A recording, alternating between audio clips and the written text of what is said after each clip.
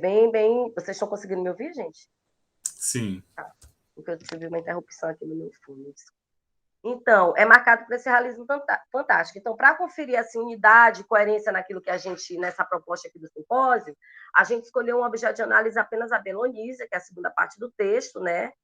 E é uma personagem que é muito intrigante e é muito bem construída pelo autor, e ela carrega com ela, dentro dela, o seu silenciamento, no seu silenciamento, uma potência ancestral, né, que deve ser analisada. Então, como eu falei, é um texto que tem uma multiplicidade de interpretações, então a gente pode escolher alguns caminhos aqui, e nesse caso a gente escolheu essa segunda parte. Então, a gente vai tentar, assim, analisar aquilo que a Belonísia nos revela, mesmo que sua voz tenha sido tragicamente silenciada pelo destino, né? Ela, na sua mudez, ela diz muito, e nos parece ser um caminho fundamental, né, para essa compreensão desse realismo fantástico tão evidente no Torto Arado. E aí a relação dela com os elementos da natureza que compõem essa paisagem narrativa, principalmente com a própria terra e o trabalho, é o que expande a nossa interpretação para esse rumo, né?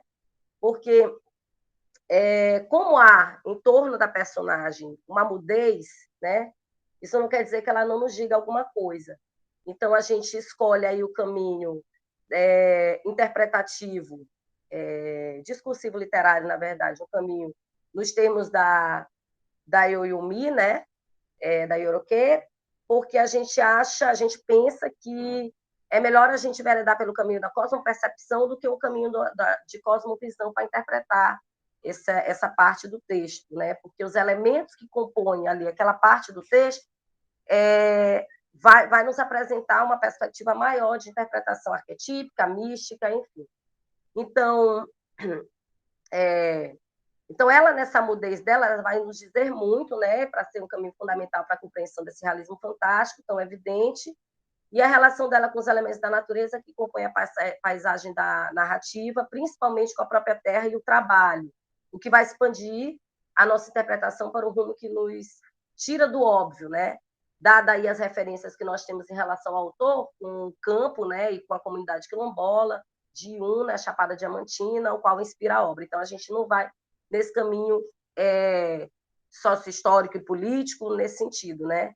Das relações do campo, em toda a construção que o Itamar tem, das referências que ele tem da própria pesquisa dele, enquanto geógrafo e tudo. Então, essa personagem tem uma história que ela é marcada pelo trágico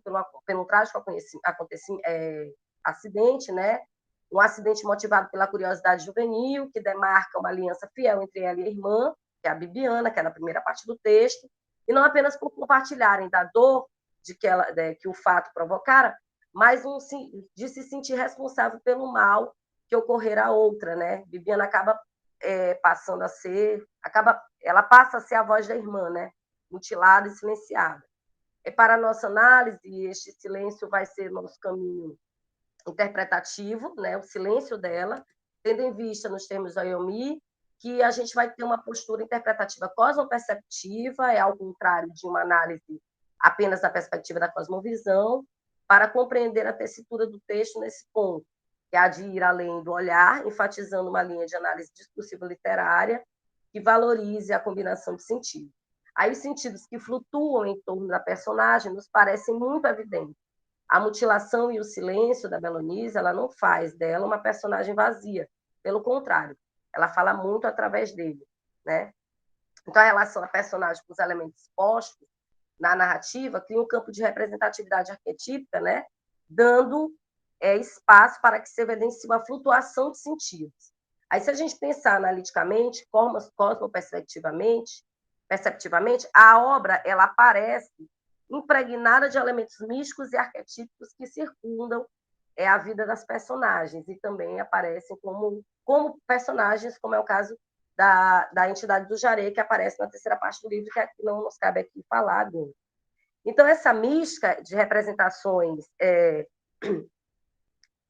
arquetípicas, ela é muito relevante. E aí é que nós vamos ver elementos que são ligados ao gênero, à feminilidade, à sexualidade, né?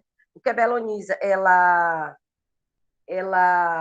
é aquela personagem que aparece como uma mutilação, mas que também, por vezes, na sua narrativa, ela parece se mutilar dos sentimentos, né? Se mutilar do que poderia levar a um caminho da felicidade, de um amor, de encontrar alguém, né? Ela parece se mutilar disso, parece se compreender como alguém que é merecedora daquele destino, que tem que aceitar aquele destino, não é? Então, mas aí o que acontece? Ela parece se condenar, né? Se esconder no silenciamento. Se silencia a si mesma, como que a gente pode dizer. Ela quando o fato acontece, ou então quando ela chega uma parte da sua fase adulta ou adolescência, que ela começa a se descobrir, quando ela tem um encontro com o primo, e que depois esse primo acaba ficando com Bibiana, ela se esconde naquele silêncio. E se esconde na rudeza do trabalho, do arado, né? Então, as referências arquetípicas que a gente tem para a construção da personagem, não só com relação aos sentidos e aos sentimentos que ela traz, mas também na própria construção física dela, a relação que ela tem tão próxima com a terra e com o trabalho, a gente pode identificar com uma própria construção física da personagem no amálgama com a própria terra daquele lugar, né?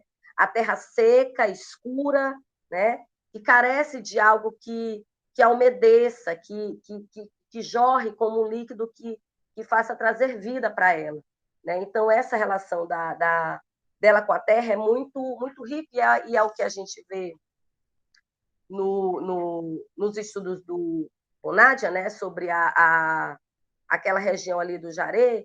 Existe ali um telurismo místico muito forte, muito evidente, né? Essa relação dela com a terra e com a própria mística do lugar. Agora, para além dessa relação dela com a terra, que é uma representação muito, muito forte, que tem a ver, porque se a gente for nos estudos dos arquétipos, a gente vê que a terra é uma referência de maternidade, né, de nascimento, de germinação, né? Então, existe uma referência do feminino ali, mas um feminino seco, um feminino que há de ser regado, que precisa precisa ser tratado para que gere uma vida, para que tenha que germine alguma coisa. Mas além dessa relação dela, da sua característica com a terra, existe também, desde o início do texto, a relação dela muito, muito forte com a faca, né? O que é a faca, que é esse objeto fálico, que é aquele objeto que corta o destino dela, né? E que muda totalmente a sua vida, né? Depois da sua primeira relação com aquela faca. E que, posteriormente, ela vai encontrar essa faca, né? Enfiada, como é que eu posso dizer? Escondida. Cravada, escondida na própria terra. Então, quando ela tira aquela faca dali, daquela terra, existe uma carga semântica, uma simbologia, um sentido ali muito forte. Então, para além dessas questões que estão no âmbito do arquétipo, a questão do gênero, da feminilidade, da sexualidade dela vai sendo construída devagar, mas como se fosse aos cacos, né? Existe algo de incompleto ali. Quando ela, por exemplo, escolhe sair montada no cavalo, como se fosse uma representação dos contos de fadas, quando ela se casa, quando ela resolve viver com aquele homem, né? Mas ela chega numa casa totalmente diferente da vida que ela tinha na casa dela. Ela chega numa casa que está aos cacos. As coisas estão quebradas, estão pela metade. Existe a referência ali do barro, que é muito forte, né? E tem a ver também com a origem, com a terra, com a ligação dela com a terra. E aí ela chega um dado momento da história em que ela tem um encontro com a vizinha, com a Maria. E aí você vai ver um outro lado da Belonísia, né? Um lado afetivo, um lado amoroso, um lado que ela vai se descobrindo. Só que fica ali, é claro que a literatura aqui não cabe a nossa análise dar conta de tudo, né? E nem fazer daqui uma leitura dada do que realmente pode ter acontecido ali, se há uma relação de amor entre mulheres ali com a Belonise e a Maria, mas há ali uma cumplicidade que ambas compartilham, né, aquilo, daquele momento, tanto da violência quanto uma questão de sororidade muito forte, né, e que fica marcado, para a nossa análise aqui, se aquele sentimento não poderia ter sido aprofundado, o mais forte, mais intenso, mas se não fosse o próprio contexto do texto, né, da época, ou das relações, e também da escolha, né, da vizinha por deixar e viver novamente com o marido. Então fica essa análise aí desse feminino, dessa sexualidade da Melonísia, que ela é construída aos cacos, né? Ela não se completa, a relação com o primo não acontece, aquilo que ela poderia esperar com o marido não acontece por uma questão de violência, né? E tudo isso está amarrado está posto com relação às imagens que são construídas no próprio texto, né? As imagens da terra, do caco, da seca, da relação dela com a natureza, com o arado. Então, a rudeza dela, a relação dela com a terra, ela se silencia na própria terra, no próprio trabalho, né? E ela acaba por ter um destino que, de certa forma, não foi muito feliz, né? Ela tem aí um prenúncio de uma felicidade, de uma afetividade, de uma realização amorosa, mas isso não acontece. E fica para a gente a interpretação de que a gente não sabe exatamente qual seria esse fim, né? Cabe a nós interpretarmos e, enfim. Então, Lúcia, quer falar alguma coisa nesse pouco tempo que nós temos ainda? Sim, é só para dizer que essa construção dessa personagem, essa própria construção semiótica dela com o masculino, se dá nesse campo da rudeza, né? Primeiro, esse objeto fálico aí da faca, que é a própria mutilação, né? A gente vê aí um aspecto bem interessante. A relação dela com o marido, ela cria, né? Cria um pouco dessa atmosfera de fantasia com a questão do cavalo, que vai saindo cavalgando, e ela vai imaginando, né? Uma situação de amor, enfim, agora estou casada, vou para minha casa, e ela se depara com essa realidade que não é uma realidade como ela imaginou, né? Ilusória. É uma realidade bem dura, bem áspera, grosseira. Então, essa relação dela com o masculino é uma relação muito difícil. E a gente percebe que a relação com o feminino é onde se dá de forma mais tranquila para ela, que é a relação dela com a vizinha, com a irmã, com a mãe, né, com a avó. Então, tem uma série de construções aí que são intersemióticas, né, semióticas e intersemióticas, a gente vai começar a perceber nesses signos que vão circulando ali, né, como o Carol já bem apresentou, né, da relação dela com o feminino e o masculino.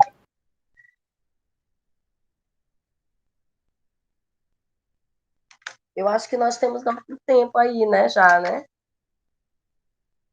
Bom, considerações finais, 14 minutos e 53.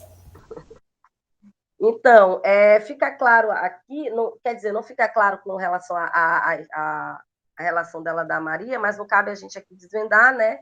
Então, é interessante a gente perceber, e depois a gente vai ver no texto completo, aí depois do seminário, né? Os elementos como a faca, a terra, a chuva, o suor, o sangue, então são elementos sempre ligados, que tem esse referencial de sexualidade, de feminilidade, né? Dentro de uma perspectiva arquetípica, né? Então, esse trabalho, a gente tentou construir aqui mais ou menos, trazer esses referenciais, né? Usando das questões de gênero, de feminino e também dos arquétipos literários, e percebendo que a poética, também ela tem essa capacidade de nos levar também para a realidade, né? Então, eu queria agradecer, não sei se a Ludmila tem mais alguma coisa a falar. Não, só agradecer mesmo, só viu? Agradecer. Ótimo. Obrigada, gente. É isso. Obrigado, meninas. A gente pode até querer parabenizá-las, né, pela discussão, pelo recorte. né? Penso que a própria obra, né, ela é muito intrigante, ao mesmo tempo ela apresenta, né, muitos universos que estão ali alinhados e muitas vezes dissipados, né, pela própria tensão. Nós percebemos territórios tensionados, né, quando a gente pensa, por exemplo, o autossilenciamento em resposta a uma opressão masculina. A gente percebe como a dororidade ela vai construir outros vínculos, né? Justamente não para compensar, né, essa perca aí do vínculo com o masculino, mas com um modo mesmo de alinhar as próprias vivências, né, que são compartilhadas justamente nesse processo de escrevivência, que a gente pode pensar, né, como essas personagens, como de maneira geral essa representação feminina ela é costurada nesses vieses, né? Então, desde a perspectiva mesmo do objeto fálico, né, que é a faca cravada no chão, mas a faca também cravada no corpo, né? A faca que ela vai, ao mesmo tempo que ela vai perfurando, ela vai dando esses cortes que são também cortes analíticos, né? Então, quando a gente pensa nessa escolha da matéria narrada, né, e como as personagens elas estão tão bem construídas a ponto de mostrar que o silenciamento ali é uma potência, né, pela justamente através da figura masculina, mas também no reforço da colonialidade do poder, né? E como o feminino ele está muito próximo, né, daquele ou daquela que não se quer ali, ou aquela que está sempre com o seu papel subjugado, né? Como mesmo um corpo dissidente, né? Como a gente pode até utilizar a metáfora do Frantz Fanon, né? Que ontem fez 60 anos da sua partida, né? Mas como uma condenada da terra mesmo, né? E aí sempre as relações com a dureza, com o áspero, com os cortes, né? Com a própria intersecção, né? Podemos pensar nas intersecções que são construídas aí para reforçar esses arquétipos e para que isso possa se tornar mecanismo para reforço da opressão. Então, assim, muito legal. Queria parabenizar vocês pelo corte, né? Pelo recorte, né? Por pensar também a dororidade como uma costura ancestral, como essas mulheres elas se ligam a partir de um fio condutor, né? E como vários elementos que constituem a narrativa, eles reforçam, né, esse lugar, né, para o qual a mulher foi destinada, ou o não lugar mesmo, né, pensando aí nas nossas perspectivas decoloniais. E é isso, e no finalzinho a gente vai abrir para todo mundo comentar os trabalhos, tá bom? Só para a gente não deixar perder essas informações mais específicas.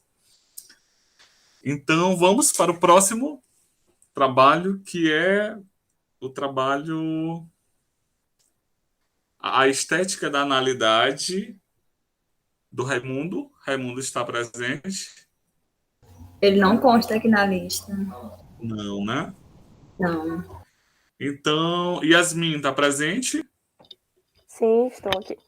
Podemos, Yasmin, antecipar a sua apresentação? Podemos. Vou só espelhar aqui o slide, ok? Pronto. Gente, a Yasmin vai falar sobre a representação do ethos viril nas obras A Mulher Vestida de Sol, de Ariano Suassuna, e Sem Lei Nem Rei, de Maximiano Campos, a construção da identidade masculina nordestina.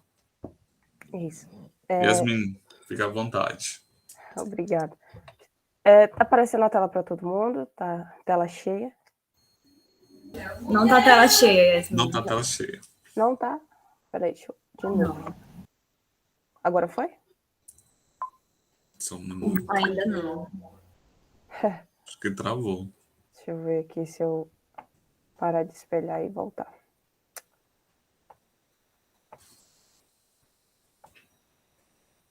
Peraí.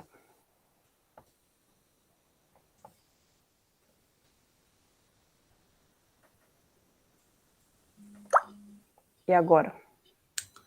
Apareceu, mas não tá na tela toda. Coloque em modo apresentação. Já tá aqui, eu já botei de todas as formas.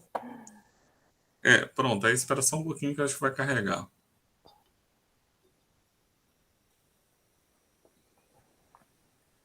Já clicou, né? Uhum. Mas não tem problema não. Se vocês estiverem Acontece, dá vendo para ver. bem, vocês estiverem conseguindo enxergar, tá ótimo. Tá ótimo. Então, bom dia mais uma vez. Eu me chamo Yasmin, faço parte do programa de pós-graduação em História da UEMA, do PGIST. E esse trabalho, ele faz parte do meu projeto de mestrado, né?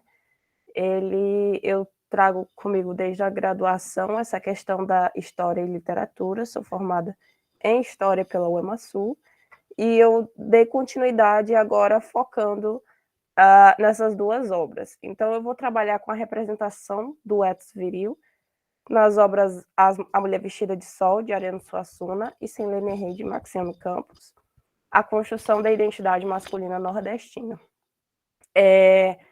Primeiro, dentro dessa perspectiva do meu trabalho, eu busco compreender a questão da figura do homem nordestino em si, a partir de conceitos específicos, como honra, o próprio ethos viril, o que se configura esse ethos viril, e a masculinidade nordestina, que apresenta algumas características distintas de uma masculinidade geral, né?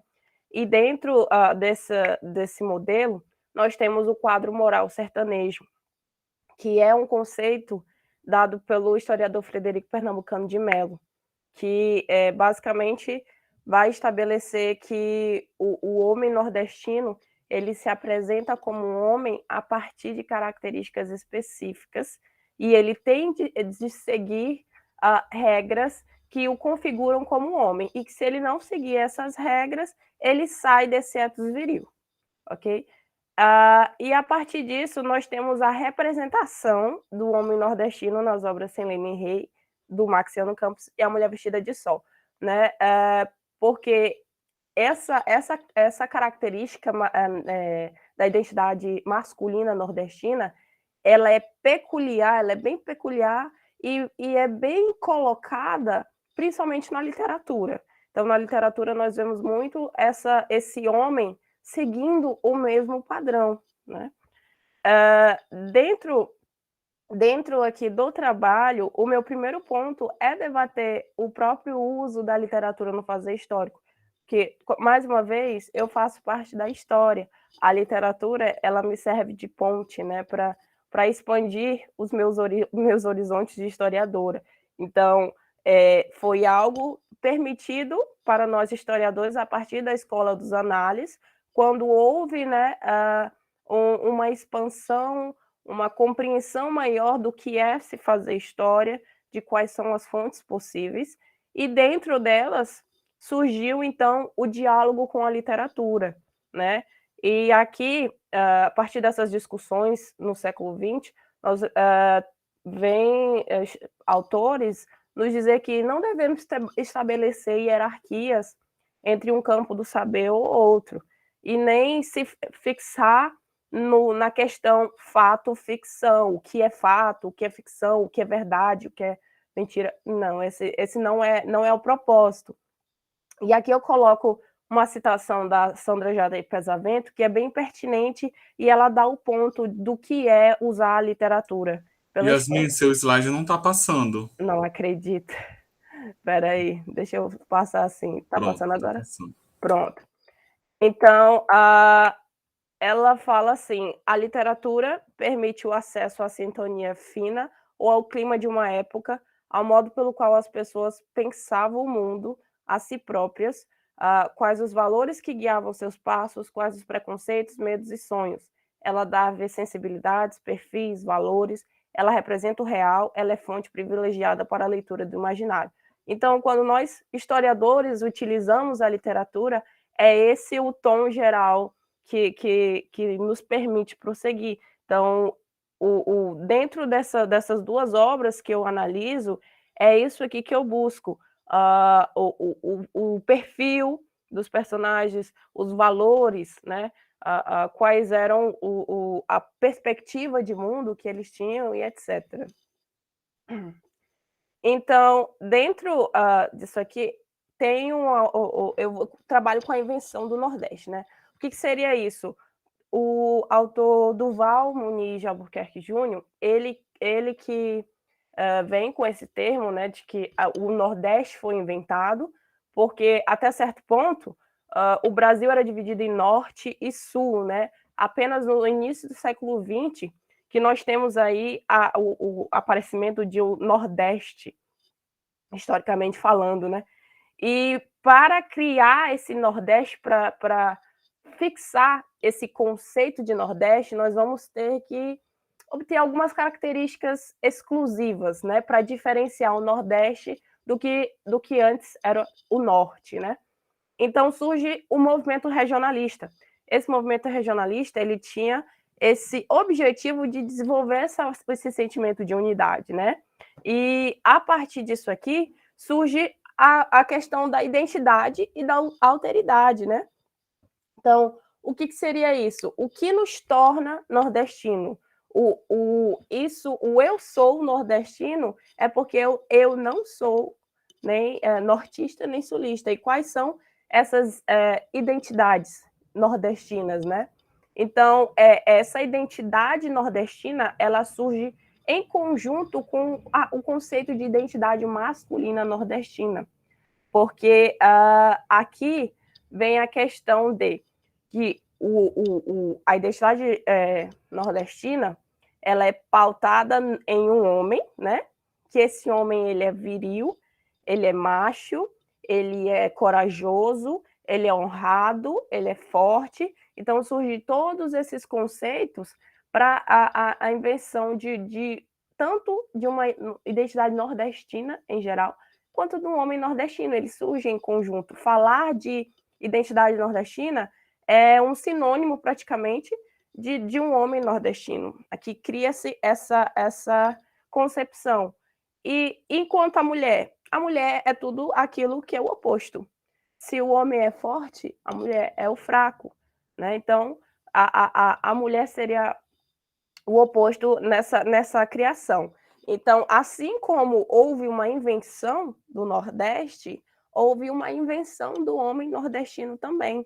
Essa identidade masculina, ela vai toda pautada em uma oposição ao homem, ao seu colega contemporâneo, homem moderno, né, que era em outras localidades, o homem moderno, letrado, culto, estava em alta ali, mas no ambiente nordestino sertanejo, tinha total oposição a isso, porque, segundo a perspectiva geral ali nordestina, este homem moderno, ele era feminizado, porque a urbanização, ela trazia confortos que um macho de verdade não deveria se prestar, né? Não deveria acatar.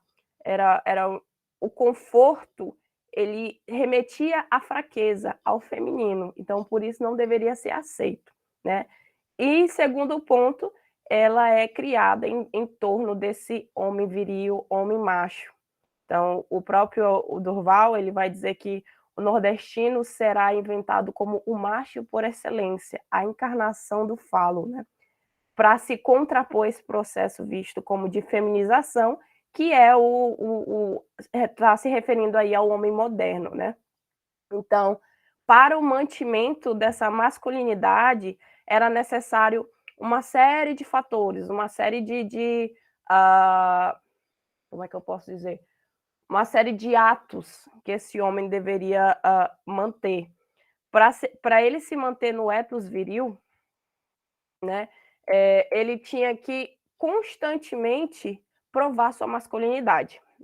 E aí a gente vem com essa representação do ethos viril na literatura, né?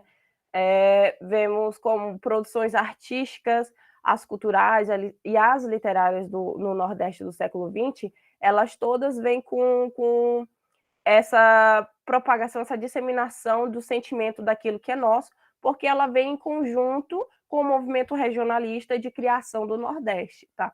Então, ela traz elementos que são tipicamente nordestinos nas obras. Eles começam a construir esse tipicamente nordestino, né? O que seria isso? O que seria esse tipicamente nordestino? Começa principalmente da representação da masculinidade nordestina na literatura, né?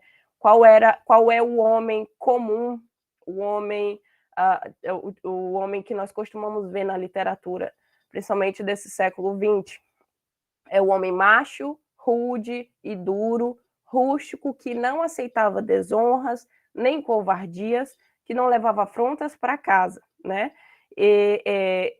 O homem que ele não se encaixa nesse padrão, ele está fora do ethos viril. E o que significa estar fora do ethos viril? É um homem que tem uma morte social, né? O homem desonrado, ele está fora do padrão viril, ele não é macho. Se ele não é macho, ele automaticamente é relegado ao papel do feminino, né? A exceção desse homem que não é viril, não é macho, que não estava incluso no universo feminino, era ligado aos beatos, né?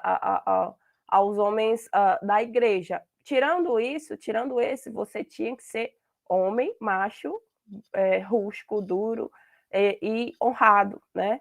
E para analisar esse ethos viril na literatura, é quando eu trago essas duas obras aqui, A Mulher Vestida de Sol e Selene Rey, que eu vou fazer uma explanação aqui meio geral para vocês, mas as duas, elas trazem esse homem tipicamente nordestino, que é fato. Qual a diferença de uma para outra? Na obra de Ariano Suassuna, eu vou ter aqui uma rixa familiar causada por disputas por terras, que é outro elemento bem comum na literatura, né, nordestina. E isso aqui, essa rixa familiar, ela causa um ciclo de violência, né? Por que causa esse ciclo de violência? Porque dentro da rixa familiar eu tenho que manter o quê? O nome, tanto meu nome quanto o nome da minha família, né? E esse é um caso de permanência no ethos viril, de necessidade de permanência no ethos viril. Porque a honra, tanto familiar quanto pessoal, ela é um elemento do que te faz homem. Se você não manter esse elemento, você está fora, né? Então, você tem que manter a sua honra, tanto pessoal ou familiar. E qual é uma forma de manter essa honra? Através da violência, né?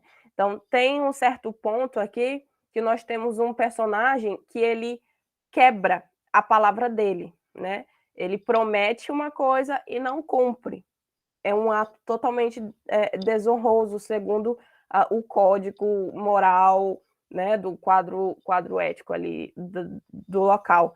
E aí o personagem fala assim: mas tem uma coisa, Rosa, eu tive um momento de irreflexão e desrespeitei minha palavra. Se os outros souberem disso, estarei desonrado para sempre. Então ele fala aqui, se os outros homens souberem que ele quebrou a palavra dele, ele está desonrado, ou seja, ele não serve mais para estar no ambiente masculino, viril, né? Ele não serve mais para o ethos viril. E se ele for expulso desse ethos viril, significa uma morte social, ok? Em contrapartida, nós temos o Selene Rey. Aqui eu já tenho uma obra totalmente mais política, enquanto aqui era mais cultural. Eu tenho questões bem mais políticas, uma perspectiva bem marxista, mais nessa obra, onde eu vou ter o típico caso de homem que entrou no cangaço para se vingar, né? Então eu vou ter essa disputa de cangaceiro versus coronel, né? Então vou ter onde o cangaceiro aqui ele vai entrar no cangaço para defender a honra de sua família, né? Pois o coronel teria matado seu irmão. Então, para a permanência dele no ethos viril, já que uma desonra não pode passar impune nunca, principalmente nesses casos onde o coronel teria matado seu irmão, ele, para manter sua honra, precisa recorrer à violência, né? E nesse caso aqui, ele forma um bando para se vingar do coronel. O coronel, por sua vez, também mantém as práticas de violência contrapondo-se ao cangaço, ao bando, constantemente, né? Então, chega um ponto em que eles dois têm um embate e ele menciona que a Fazenda da Barra não foi desmoralizada. Mostramos que isso aqui é terra de macho. Botamos aquela cambada para correr. Perdi 3 homens, mas ainda tenho 20 no rifle. Com ajuda ou sem ajuda da polícia, não me desmoraliza. Aqui nós vemos que, para o coronel, a questão do desmoralizar já é perder para o cangaceiro, né? Ele ter, por mais que ele seja o elemento que teoricamente iniciou ali o conflito, né, matando o irmão do cangaceiro, nesse sentido, nós temos que a defesa da terra dele é um fator de honra, né? Então, ele ter a sua terra invadida e ser derrotado, esse é o fator que o desmoraliza, o que pode desmoralizar. Então, ele mostra sua masculinidade, sua macheza, né, a partir do confronto direto, a partir do ato de violência. Então, nós temos essa e outras representações mais dessa necessidade constante de se mostrar homem, né? Há uma necessidade, há uma perspectiva constante de aquilo que o torna homem, aquilo que o faz homem, né? Então, eles constantemente estão tentando demonstrar isso, porque aquele que não faz parte do ethos viril tem uma morte social. Esse é o ponto, essa é a visão geral, né? Então, como considerações finais, eu tenho que o homem nordestino e sua representação passa por uma série de conceitos que devem ser compreendidos em sua forma plural. O Nordeste, assim como esse indivíduo pertencente do ethos viril, pode ser analisado sob diferentes perspectivas, e a literatura proporciona para a história um enriquecimento no debate acerca dos conceitos de identidade, alteridade, masculinidade e do próprio ethos viril nordestino. Aqui estão minhas referências. Obrigado a todos. É isso. Obrigado, Yasmin. Muito interessante, né, a leitura contrastiva que você traz das obras, né, e pensar, né, como o masculino, né, e aí o masculino nordestino, e as obras são reflexos, né, sociais daquilo que essas representações tomam mesmo no campo real, né? Então, como as obras elas estão aí incutidas na realidade, né, e como essas representações elas são importantes para a gente discutir mesmo os papéis sociais e como essas estruturas elas lutam para permanecerem, né? Sendo como objetos de admiração, né? Porque quando você pensa na própria representação do nordestino, né, esse cabra macho, né, o símbolo assim, o máximo da masculinidade, né, aquele que não tem medo, aquele que, enfim, que enfrenta tudo, e quanto mais ele se aproxima do feminino, mais ele vai perdendo o seu poder, mais ele vai perdendo a sua virilidade, né? Então é importante pensar essa relação, né? E como, claro, como você propôs, o diálogo entre literatura e história, né? Então a gente não pode dissociar, como a gente também não pode dissociar da própria identidade masculina, né? Tem um texto muito legal que é o estigma do passivo, né? Do passivo sexual, mas é uma leitura que a gente pode pensar também, né? Como o quanto mais se aproxima do feminino, mais vai ser retalhado pela sociedade, né? Então, assim, para pensar o feminino mesmo como frágil, né? Como uma identidade, né, destituída do seu valor, do seu poder, né, e pensando mesmo nas alteridades que compõem, né, essa masculinidade viril, né, aí temos vários estereótipos, né, o homem que não chora, o homem que não apresenta sentimento, e aí a própria descentralização geohistórica, né, para pensar mesmo Nordeste, né, pensar sul, sudeste, então quanto mais urbano, menos masculino, né? Então como essa relação geohistórica, geopolítica, né, ela vai também demandando, né, relações que são interdisciplinares ao mesmo tempo que são importantes para pensar essas identidades, né? Então como essas representações, né, na perspectiva mesmo do padrão, ela acaba ratificando, né, o lugar do homem, o lugar da mulher e o lugar, né, por exemplo, podemos pensar aí do hétero e do não hétero, né, assim, alinhando mesmo nas questões mais plurais possíveis.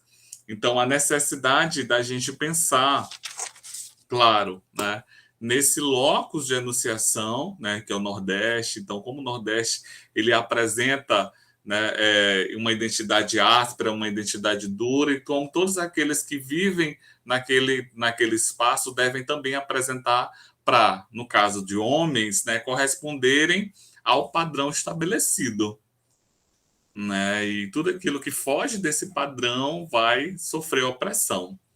Então, a própria questão da honra, da desonra, né, ratificam esses lugares estabelecidos e a busca por esse lugar. Porque, socialmente pensando, né, a nossa sociedade ainda ratifica esse comportamento, né? Então, a importância do menino não chorar, do menino vestir azul, né, do menino não brincar com boneca. Então, assim, da infância mesmo, né, até a fase adulta, a gente vê toda a sociedade modelando esse lugar masculino em detrimento do feminino. É interessante pensar essas relações aí para que a gente possa, né, avançar, né, no sentido mesmo de pensar a literatura como uma válvula de escape, né, como uma perspectiva mesmo que, no entremeio das questões, problematiza e apresenta outras faces, né? É muito importante isso. E obrigado, Yasmin. No finalzinho, a gente faz uma costura ali com os outros trabalhos, tá bom? Obrigado. Nossa próxima apresentação é... Deixa eu ver aqui. Gabriela. Sim. Oi, Olá. Gabriela e Sheila. Vamos dar início, né, Gabriela?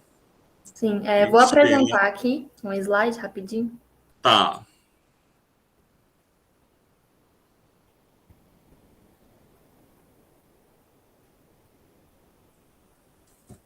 Vocês conseguem ver, me ouvir bem? Tá abrindo aqui.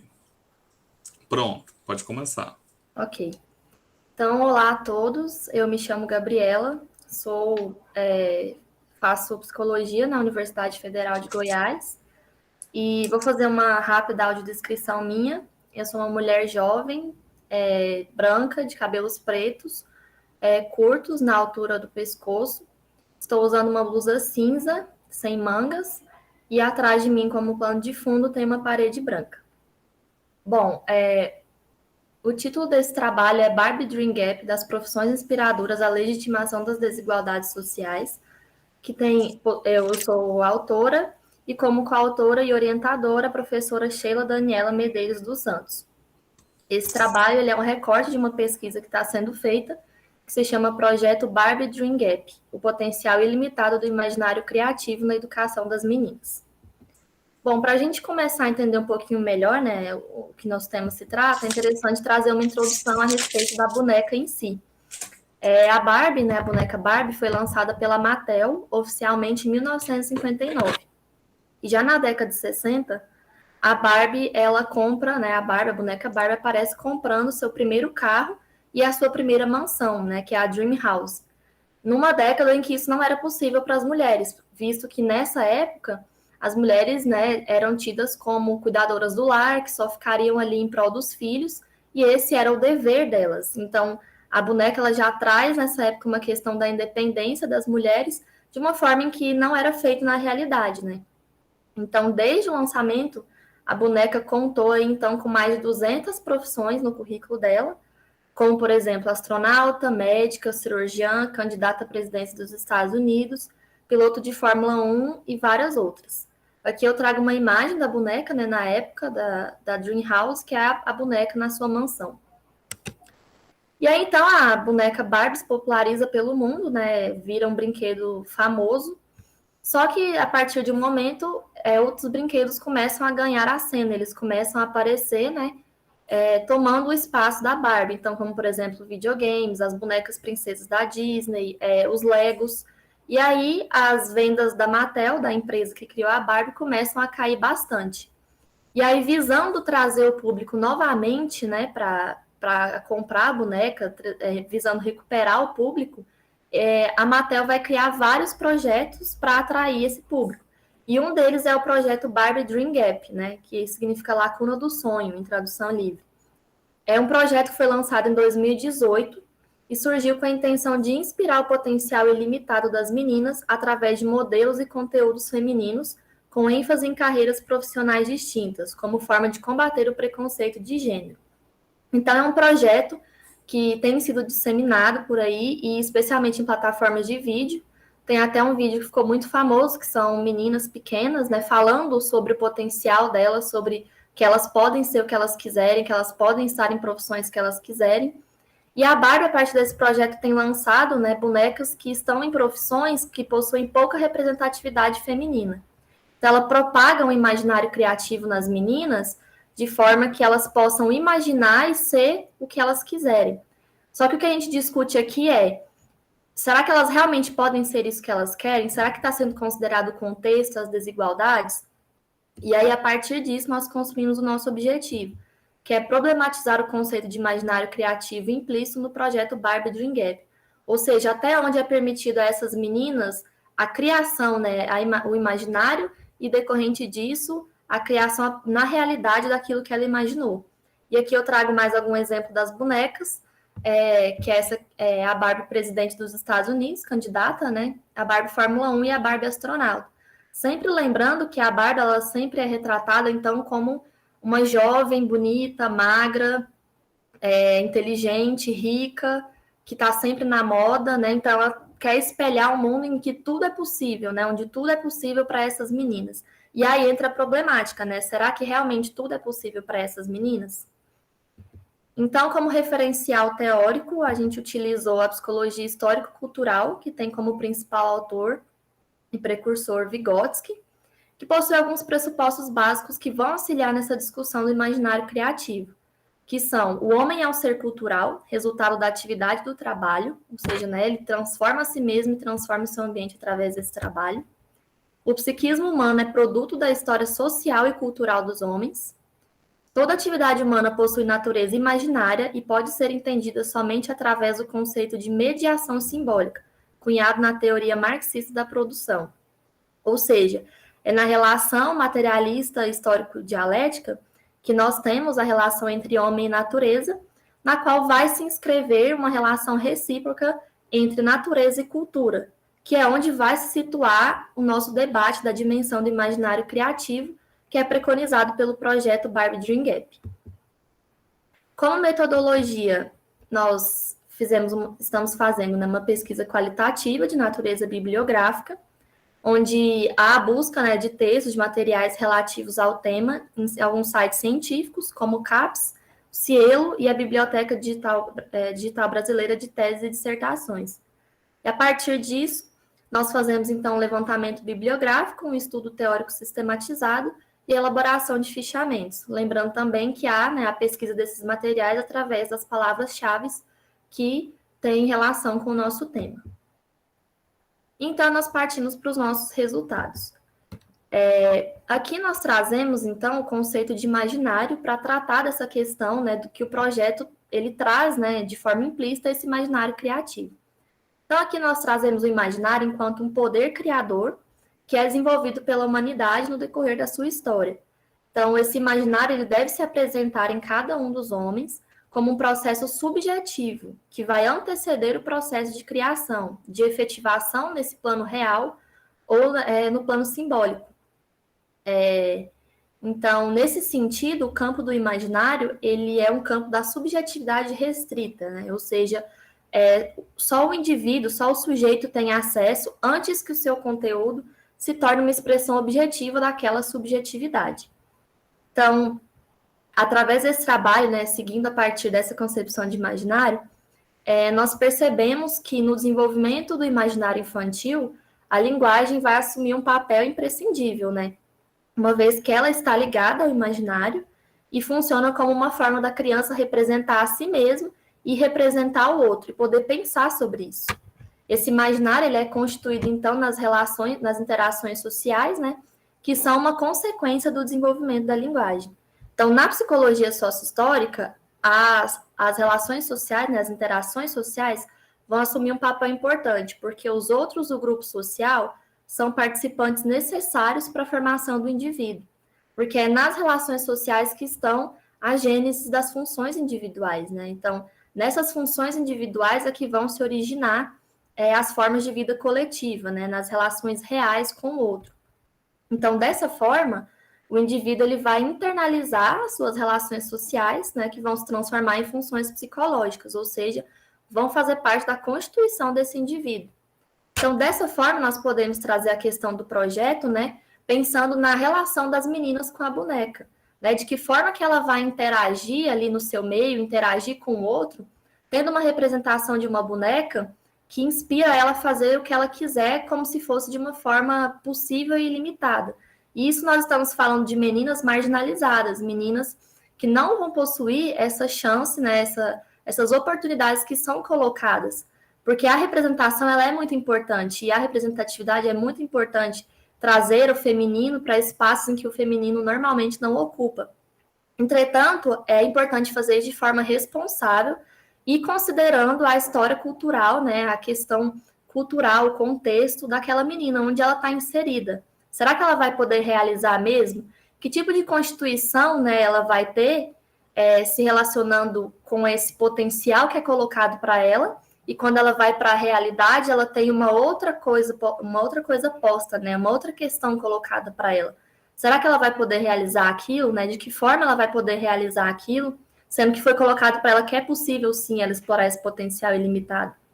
Então, é por isso que, dessa forma, a criatividade vai aparecer como um fator fundamental e atrelado ao imaginário. Porque a criatividade é justamente nessa capacidade de combinar e recriar aquilo que é colocado, né? Então, como essa menina, né? Como isso não vai ficar apenas no imaginário dela, como ela vai ser capaz de combinar tudo isso que é colocado para ela e recriar, sendo que aqui nós estamos falando muitas vezes de meninas periféricas, pobres, que muitas vezes sequer vão ter acesso à boneca, né? Vão querer ter a boneca, mas não vão ter acesso a essa boneca. Que é colocado para ela profissões que são consideradas de prestígio, pelo menos a maioria das profissões que são colocadas na Barbie Profissões, são profissões consideradas de prestígio pela sociedade, então há aí uma exclusão de várias profissões, e tem também a imposição da feminilidade da Barbie, que é colocada sempre uma boneca magra, jovem, rica.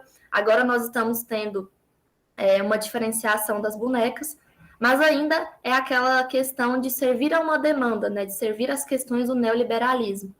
Então, eu trago aqui uma citação, né, que é importante para a gente fazer uma relação, que é a produção do imaginário criativo como potencialidade humanizadora edifica-se com base em uma relação pautada nas interações sociais, na linguagem, na afetividade e no desenvolvimento da autonomia e da alteridade. Essa assertiva traz implícita a dinâmica de se trabalhar ativamente com os instrumentos e os signos da cultura. Então, aqui nós temos uma questão importante, que é o imaginário criativo, para ele ser colocado como algo humanizador, é preciso considerar algumas questões, inclusive trabalhar com os instrumentos e signos da cultura. Então, se nós estamos falando de meninas marginalizadas, meninas que estão muitas vezes passando fome, não têm o que comer, precisam trabalhar para sustentar a casa, meninas que muitas vezes colocam seus corpos à venda para poder sobreviver, como que nós vamos colocar para ela que é possível ela ter, sim, essa profissão, que é possível ela chegar ali sem que não tenha os meios? Como que ela vai chegar ali? Então, é colocado para ela um imaginário criativo que não condiz com a sua realidade, que não traz para ela um contexto real. mas que também vai induzir um imaginário, né? Que ela não vai deixar de pensar que isso é possível. E é importante que ela pense que é possível, mas mais importante ainda é ela ter como realizar isso.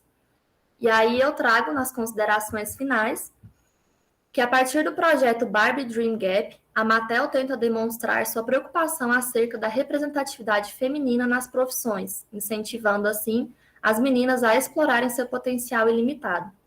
Entretanto, o projeto em si surge como uma tentativa de impulsionar as vendas da boneca e ignora as desigualdades sociais. Então, um elemento importante da gente pensar é que o projeto surge em si como uma forma de recuperar a venda, uma forma de trazer o público de volta, e não necessariamente como uma forma de realmente incentivar essas meninas. A empresa afirma trazer um potencial criativo infinito ao representar a boneca em várias profissões. Por outro lado, é propagado um sentido de imaginário criativo que desconsidera o contexto em que muitas meninas estão inseridas, além de incentivar um ideário de feminilidade bem-sucedida através de algumas profissões consideradas de prestígio. É essencial que as meninas saibam que elas podem imaginar e desejar o que quiserem, mas é preciso que lhes sejam dadas condições para a realização daquilo que imaginam e almejam, pois, caso contrário, o projeto é mais uma tentativa de inclusão excludente, ou seja, você tenta incluir de uma forma que você também exclui, porque você não considera os fatores em que essas meninas estão inseridas. Então, aqui são as minhas referências bibliográficas, e agradeço muito a atenção de todos. Obrigado, Gabriela. Professora Sheila, quer falar? Sim, não quero tomar tempo, eu só queria agradecer, Rairon, você como coordenador e também a professora Cláudia por manifestar o aceite desse trabalho, agradecer a apresentação da Gabriela, eu sou coautora e orientadora, e aproveitar e me apresentar, fazer a autodescrição. Eu sou uma mulher de 52 anos, branca, cabelos brancos em transição, que também é algo fundamental para essas discussões que a gente faz sobre o feminino, né, que é muito difícil para nós, estar assumindo aí os cabelos brancos, e estou num espaço também branco, e eu gostaria, então, de agradecer a apresentação da Gabriela, e não tenho o que complementar, né, foi muito bem apresentado, trata-se de uma pesquisa que nós estamos realizando, relacionada a uma pesquisa maior que eu desenvolvo, né, então é um subprojeto que a Gabriela está desenvolvendo, iniciou esse ano, então é com muito apreço, né, que nós fazemos essa discussão, e agradeço demais, né, também a participação de vocês como ouvintes no nosso trabalho. Então é isso, Rairo, muito obrigada. Obrigado, professora Sheila. Gabriela, parabéns pela exposição, né, pelo contorno do seu trabalho. Quando você começou, eu estava assim imaginando, né, assim, a contrapelo dessa primeira narrativa, dessa primeira parte do trabalho dela, né, e aí no finalzinho você, de fato, né, pensou a contrapelo dessa ordem, né, como a Barbie, ao mesmo tempo, né, que apresentou as possibilidades para a mulher, para o feminino, né, aí basicamente alinhada, né, às perspectivas feministas, né, de empoderamento, enfim, ao mesmo tempo foi um marco, um divisor de águas, né, na perspectiva mesmo das desigualdades, né, vividas pelas mulheres, né, e consequentemente o reforço de padrões, né, principalmente os padrões ocidentocêntricos, né, Europa e Estados Unidos como ideal a ser seguido, e tudo aquilo que não segue essa lógica, né, consequentemente ocupa esse outro lugar, né, um lugar que não existe, né, um lugar de apagamento, né. Então, quando você faz esse percurso de evolução da sua própria crítica, né, mostrar que a Barbie ela entrou, né, com um objetivo mercadológico, né, para atender uma demanda real, né, ao mesmo tempo que ela serviu, né, para que a gente problematizasse outros contextos. Inclusive agora, né, há também um movimento de outras representações, né, outras Barbies, né, e essas representações muitas vezes elas são despercebidas. Estão incluindo, né, mostrando a diversidade, mas não, por trás é só uma finalidade, né? É só a questão mesmo da grana. Eu quero lucrar, e aí eu estou vendo que esse é um mercado lucrativo, né? Como a gente pensa também a literatura negra, né? A literatura negra, a própria indústria, né? Essas editoras que ampliam as suas possibilidades para incluir os títulos, não é para contemplar as pautas identitárias, mas é porque nós temos leitores negros, né? Então é uma sociedade que consome. Então, assim, é muito legal porque a gente consegue perceber esse percurso evolutivo ao mesmo tempo que você trabalha com a questão do imaginário, que para a gente é muito caro, né? Então, como, por exemplo, as crianças negras, elas se veem representadas, e aí entra também a questão do próprio sentido da representação, né? Representação enquanto alteridade, representação enquanto subalternidade, né? Então, como a própria imagem velada da Barbie, né, dentre essas múltiplas, mais de 200 profissões, ela não passou apenas de um mecanismozinho ali no grande projeto de manutenção da colonialidade, dessa modernidade, né? Então, como hoje a gente ainda percebe nos vários meios de disseminação cultural a opção, né? Então, como se opta por determinado padrão em detrimento de todos os outros, né? E aí a gente pode pensar no contexto do Brasil, os indígenas, né? Os latinos, de maneira geral, como são depreciados nas suas identidades, né? Então, assim, o teu trabalho, ele parte de um fio, mas, assim, nós temos muitas possibilidades para pensá-lo positivamente ao incluir essa dimensão do feminino, né? As possibilidades que a mulher tem aí galgando aí com o feminismo, mas como esse movimento ele se desmembra em outros movimentos. Isso, por isso que é importante a ampliação desses horizontes investigativos, né? E pensar, sobretudo, no campo da psicologia, como isso afeta, né, as próprias identidades em transição, a reconstrução dessas identidades fragmentadas, o próprio trauma, né, que é uma matéria narrada de grande importância, se a gente pensar mesmo os nossos contextos negro-brasileiros. Então, assim, muitas possibilidades, né? Gosto sempre de pensar mesmo um ponto de partida, né? A sua pesquisa, ao mesmo tempo que traz aí muitas questões para que a gente possa pensar, para que a gente possa ampliar, inclusive dialogar, porque acho que o objetivo é esse, né? Propor diálogos, propor novas percepções e acolher sempre essas pesquisas que são importantíssimas para a área. Tá? Obrigado, Gabriela, obrigado, professora Sheila. E vamos para o próximo trabalho. Deixa eu pegar aqui no celular, que descarregou. Estefânia, não é, Estefânia? Olá. Fique à vontade. Eu vou projetar também. Tá. Aí, como eu vou estar projetando, eu não vou ver as mensagens. Se precisar me avisar aos 5 minutos, me avisa pelo áudio, por favor. Tá ótimo.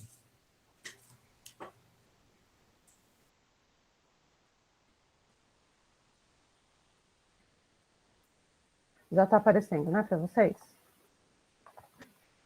Já, Estefânia, tudo certo. Então, tá bom. Então, eu sou Estefânia Lopes, sou doutoranda pelo Programa de Estudos Comparados de Literaturas de Língua Portuguesa da USP, sou bolsista CAPES, e meu orientador é o professor Dr. Emerson da Cruz Inácio, que participou hoje da mesa 2, né? E eu vou falar hoje sobre o Pano da Costa e os balangandãs das quitandeiras do lado de lá e de cá do Atlântico, na poesia cantada de Rui Mingas e Dorival Caymmi. Eu vou falar brevemente do meu objeto de pesquisa, né? E a seguir eu já passo para o tema do encontro. Em nossa pesquisa de doutorado, nos centramos na representação das quitandeiras na ficção angolana e brasileira, onde se incluem poemas, contos, romances e canções populares. Partimos da hipótese de que essas mulheres negras, ou mestiças, conquistaram uma identidade por meio do trabalho. Ao mercarem com seus pregões por ruas e mercados, mantinham a sua sobrevivência e a de familiares, e ou ainda auxiliavam na compra de alforrias no contexto brasileiro, e nos estudos dos filhos no contexto angolano. Para o presente encontro, selecionamos 2 canções em que as personagens são centrais na narrativa poética, e nas quais observamos como as suas vestimentas revelam características sociais sobre essas mulheres trabalhadoras. Então, uma das canções é Maqueso, de Rui Mingas, e a outra é O que a Baiana Tem, de Dorival Caymmi. Para os apontamentos a seguir sobre as letras das canções, adotamos a metodologia do comparativismo literário, considerando tanto a estrutura formal quanto o contexto histórico, literário e cultural. Uma vez que a literatura comparada pressupõe relacionar não apenas textos literários, mas também com outras áreas do conhecimento e das artes.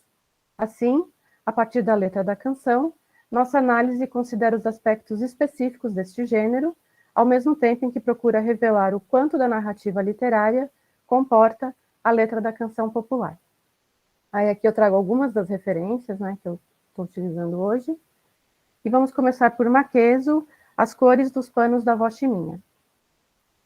O compositor Rui Mingas é natural de Luanda, nascido em 1939, e, segundo Kuchik, especializou-se em musicar poemas de escritores angolanos, inclusive o hino nacional, em que musicou os versos da poesia de Manuel Rui. Mingas faz parte da geração de músicos angolanos ligados ao samba, como Valdemar Bastos, outro compositor que faz parte do corpus da nossa pesquisa. O samba é um gênero musical angolano e se tornou símbolo cultural da nação. A palavra semba vem do plural macemba, correspondente a umbigada na dança, conforme o dicionário quimbundo português de Assis Júnior. Ligado a diversos significados de caráter social, como o jeito de ser angolano, o ritmo do caminhar, inclui outros gêneros da tradição musical urbana, como a casucuta, a rebita, entre outros.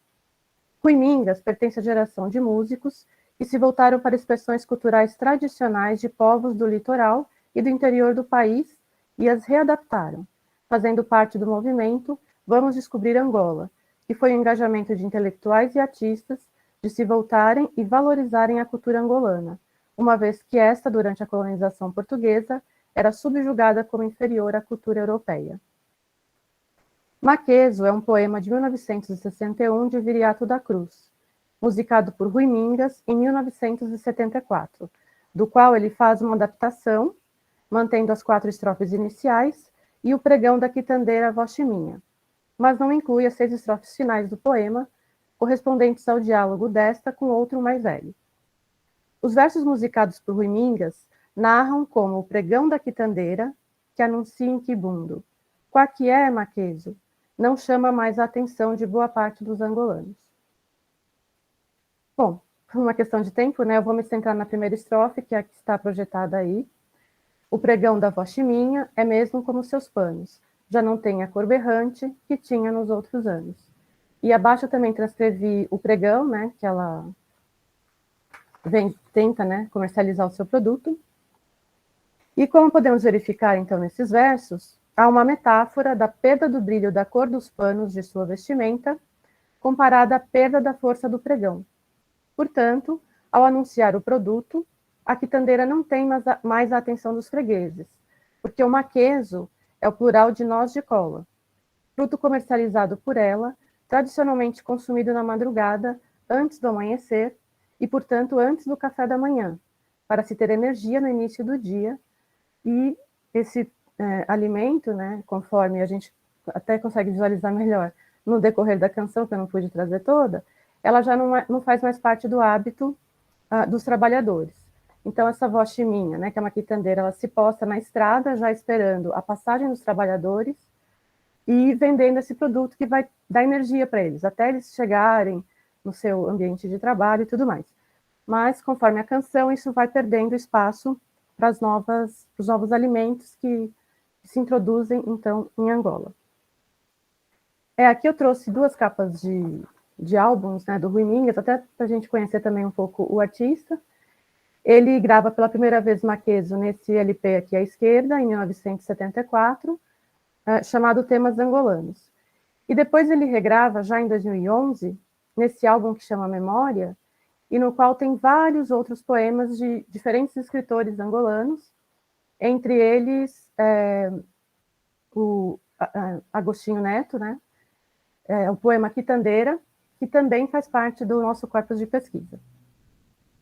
Aqui eu trouxe uma representação em aquarela do Neves de Souza, chamada Mercado de Benguela, então que ele traz essa quitandeira com seus panos, né, coloridos, e eu quis trazer até para a gente pensar um pouco nessas cores vivas, né, que teriam os panos da Vó Chiminha, não fosse, né, a perda das tradições.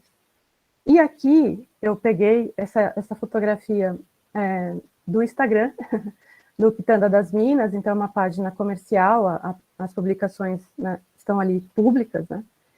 E elas fizeram, né, essas empreendedoras fizeram uma viagem recente a Angola, se não me engano, de 2018 ou 2019, essa fotografia. E aqui tem uma zungueira, que é como as quitandeiras são chamadas hoje, né? E, de novo, eu quis trazer por causa das cores, né, dos panos. Então, tanto do lenço da cabeça, quanto do pano em que ela, inclusive, carrega a criança à cintura. Agora, o que a baiana tem? Os balangandãs. Ao nos voltarmos para as mulheres negras dos séculos XVIII e XIX no Brasil, em especial as quitandeiras, chegamos às baianas, assim chamadas justamente por suas vestimentas, um traje que remonta à memória ancestral e que remete ao sagrado, como uma das heranças da estética de mulheres africanas. Conforme a Nairá Negreiros, o fio condutor dessas estéticas de joias, balangandãs, turbantes, vem do outro lado do Atlântico, memórias e culturas daquelas que vieram de maneira forçada, tornando-se escravizadas, mas que complementaram o que Negreiros denomina como negras maneiras de vestir. Dorival Caymmi chega ao Rio de Janeiro em 1938 e, em 1939, grava seu primeiro single, com as canções O que a Baiana Tem, do lado A, e do lado B, A Preta do Acarajé, sendo interpretadas por Carmen Miranda. Se em A Preta do Acarajé, Dorival Caymmi recorre à sua memória auditiva, ao lembrar do som dos pregões nas ruas da sua infância na Bahia, então só para quem assim não conhece essa canção, né, a primeira estrofe diz: 10 horas da noite, na rua deserta, a preta mercando, parece um lamento. Então, por isso, essa memória auditiva. E o que a baiana tem? Ele recorre à sua memória visual sobre as baianas, vendedoras de acarajé e de diversos outros produtos, ao citar item por item dessa indumentária.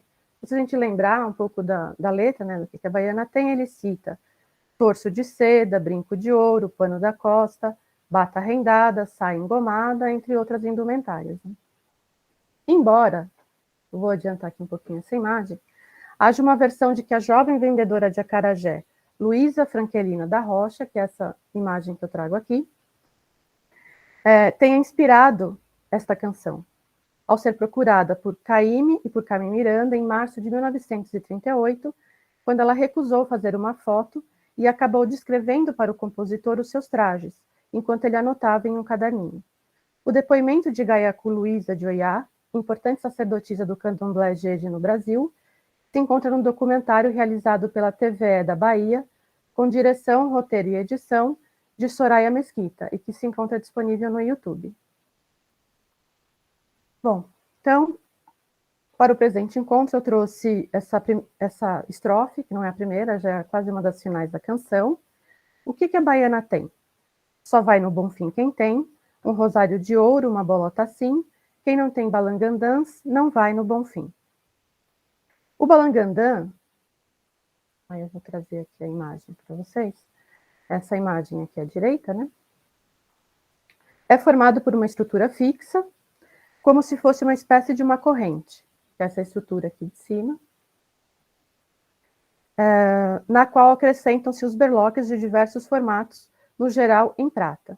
Então, essa estrutura fixa é aberta com uma chave e depois pode ser, né, travada de novo.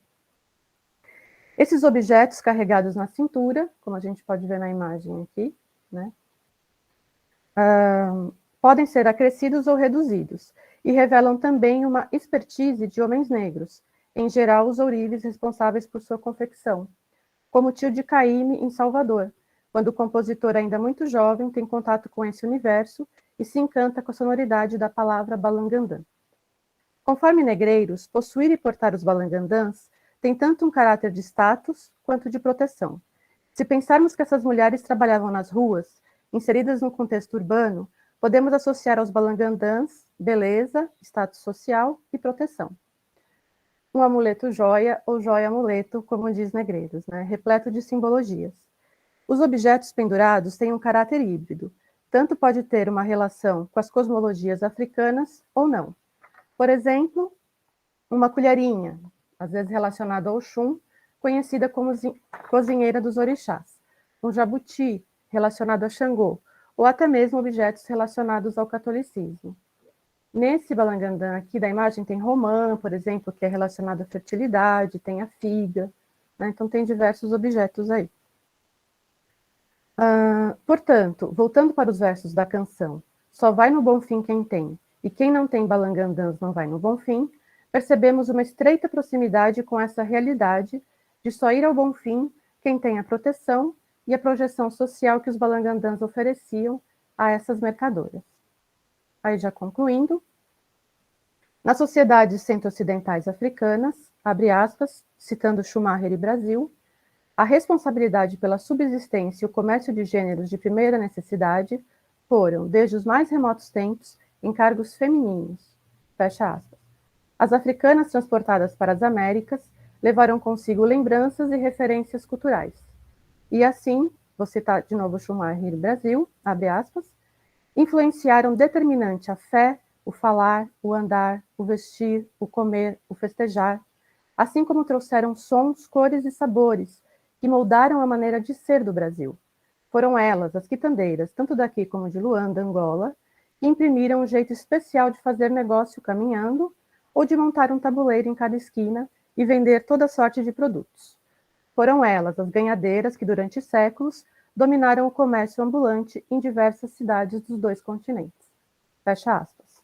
Portanto, por mais que a colonização portuguesa tenha se empenhado em desvalorizar as culturas locais das regiões invadidas, manteve-se entre essas populações a resistência a imposições sociais. Acreditamos que as quitandeiras do lado de lá e de cá do Atlântico contribuíram para a permanência de hábitos e tradições, que chegam até nós nos dias atuais, entre os quais as vestimentas, os alimentos e a subsistência por meio da comercialização de produtos diversos no meio urbano.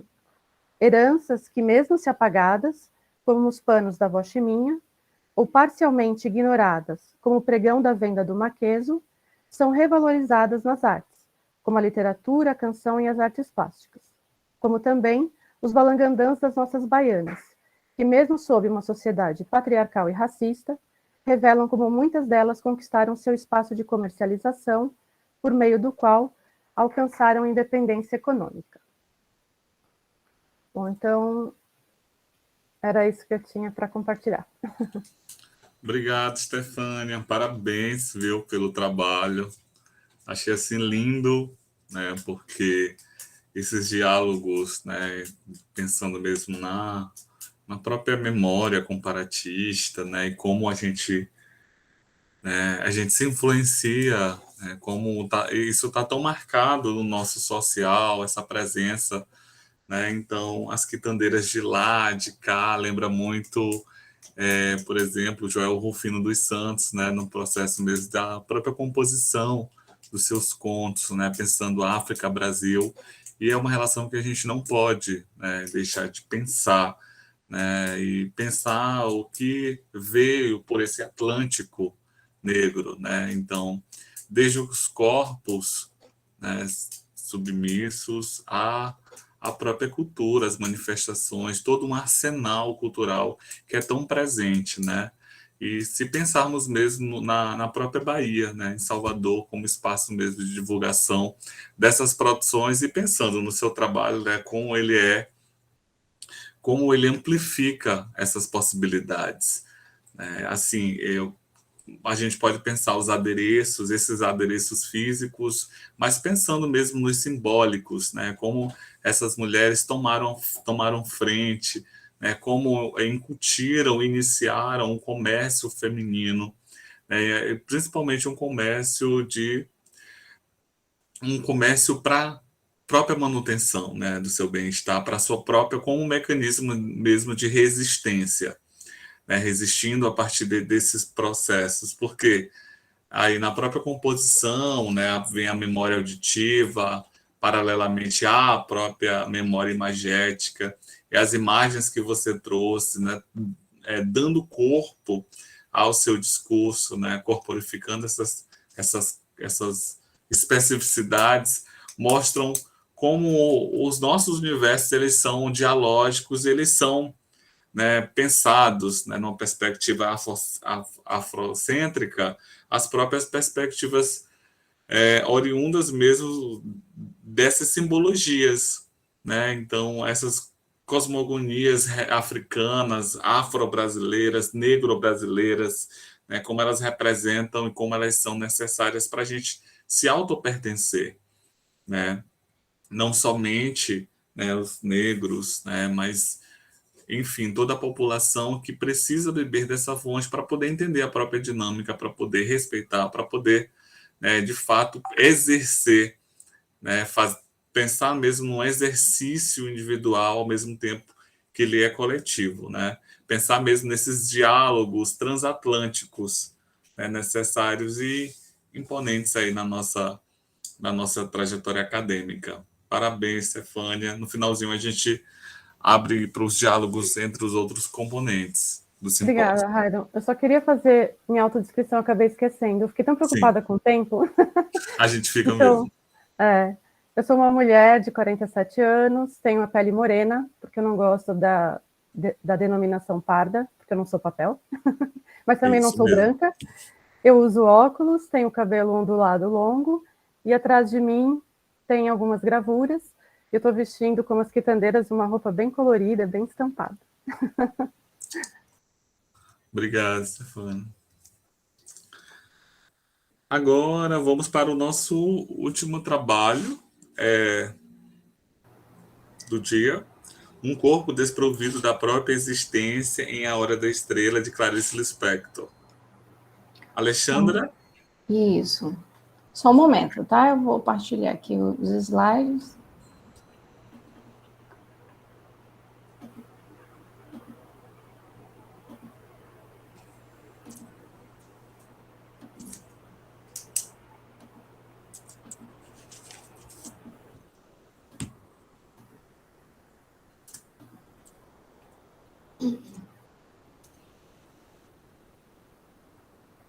Conseguem visualizar? Sim. Pois bem, bom dia a todos. Eu me chamo Alexandra, sou bolsista FAPEMA, e juntamente com a Larissa de Oliveira, que é bolsista CAPES, nós iremos apresentar o trabalho intitulado Um Corpo Desprovido da Própria Existência em A Hora da Estrela, de Clarice Lispector. Então, pensando nesse trabalho, os nossos objetivos eles vão se distribuir da seguinte maneira: perceber de que forma, né, de que maneira o corpo impacta a existência da personagem Macabeia na obra A Hora da Estrela, e os específicos são identificar como a voz narradora de Clarice Lispector concede protagonismo a Macabeia. Além disso, a gente vai destacar alguns fragmentos que ilustram a caracterização da protagonista. E, por fim, nós vamos analisar como o corpo significa as relações que são estabelecidas com o namorado, Olímpio de Jesus, a amiga, chamada Glória, e a cartomante, Madame Cartola. E aqui a gente traz do lado direito apenas uma ilustração, né, uma imagem da Marcela Catacho, né, que representou o papel da Macabeia, juntamente com a cineasta Suzana Amaral.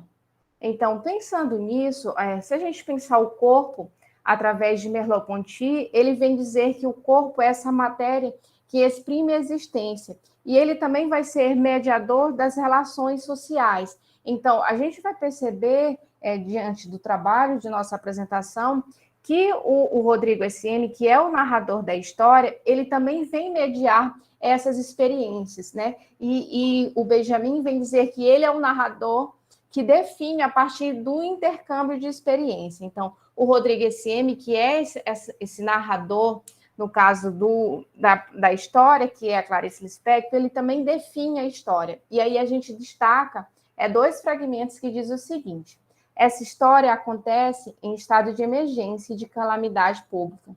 Trata-se de um livro inacabado, porque lhe falta resposta. Resposta essa que alguém no mundo Madevos.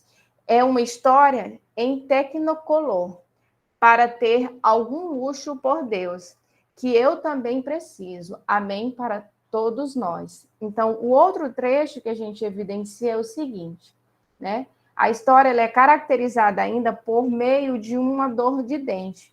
E diz o seguinte, o trecho. A dor de dentes que perpassa essa história deu uma fisgada funda em plena boca nossa.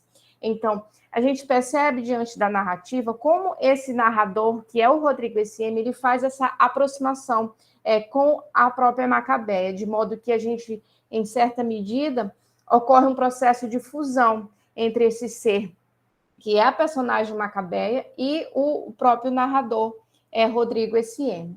E aí, o Rodrigo S.M., ele vem tratar a personagem Macabeia como uma personagem que é ausente de si mesmo. E aí a gente destaca esse primeiro contato entre o Rodrigo S.M. e a Macabeia, que diz o seguinte, é que numa rua do Rio de Janeiro, peguei no ar de relance o sentimento de perdição no rosto de uma moça nordestina. Sem falar que eu, em menino, me criei no Nordeste. Também sei das coisas por estar vivendo. Quem vive sabe, mesmo sem saber que sabe.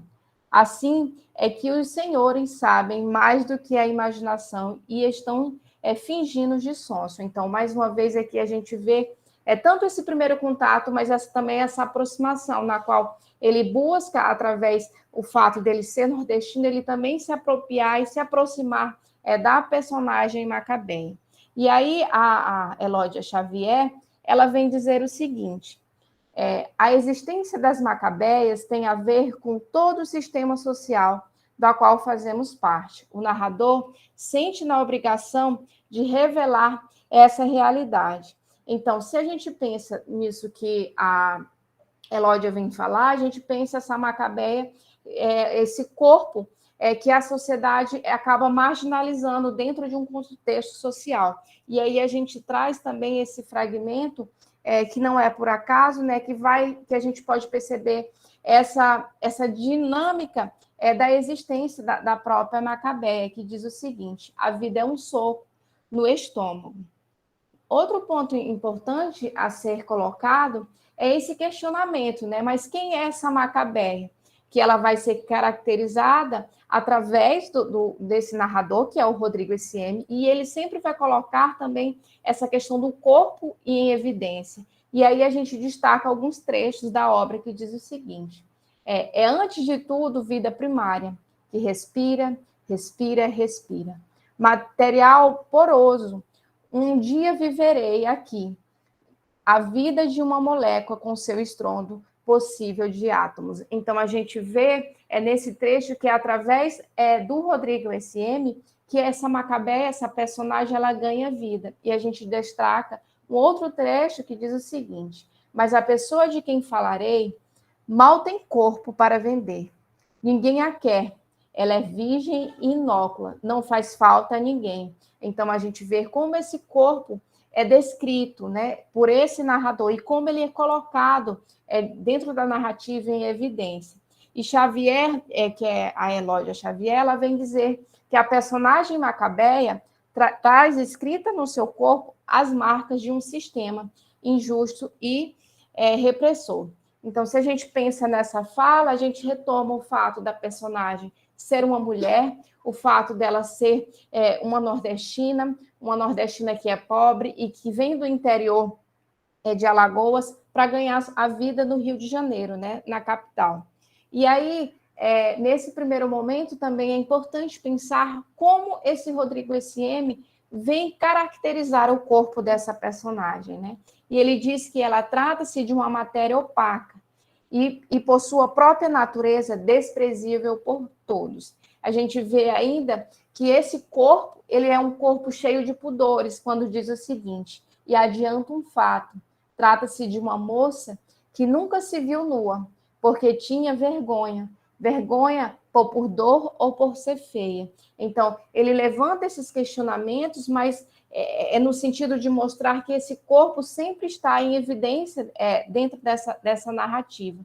E o corpo também, dentro dos acontecimentos, dentro da narrativa, vai ser colocado em xeque. Por exemplo, quando a gente destaca no terceiro trecho, que diz o seguinte: quando o chefe da firma de representante das roldanas avisou-lhes com brutalidade essa que ela parecia provocar com sua cara de tola, rosto que pedia um tapa. Então, dentro desse acontecimento, né, desse momento em que o chefe iria despedir, no caso, a Macabeia, né, da sua função de datilógrafo, a gente percebe que até neste momento se evidencia essa questão do rosto, né?